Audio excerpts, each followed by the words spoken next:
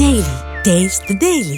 వినాయక మండపాలకు పర్మిషన్స్ పేరుతో వేధిస్తున్నారని ఆరోపించారు కేంద్ర మంత్రి బండి సంజయ్. అసలు ప్రజలకు లేని ఇబ్బంది ప్రభుత్వానికి ఎందుకని ప్రశ్నించారు. అయితే బండి సంజయ్ ఆరోపణలకి గట్టిగా కౌంటర్ ఇచ్చారు Congress MLA Nayani Rajender Reddy.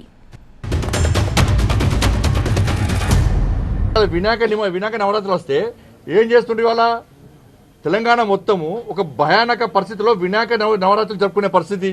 Police permission అంటున్నారు, ఫైర్ పర్మిషన్ అంటున్నారు, ఎలక్ట్రిసిటీ పర్మిషన్ అంటున్నారు, రెవెన్యూ పర్మిషన్ అంటున్నారు. పోయినసారి ఎక్కడ వినాయకుని పెట్టి ఆడ పెడితే కూడా రోడ్డు కట్ట ముందంటారు. ప్రజలకు లేని ఇబ్బంది మీకెందుకు?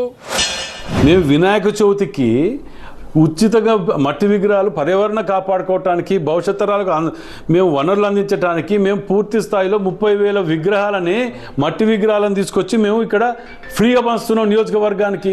కరెంటుని మేము ఒక్కొక్క మండపానికి ఫ్రీ కరెంట్ అని చెప్పిన మా బట్టి విక్రమార్క గారు.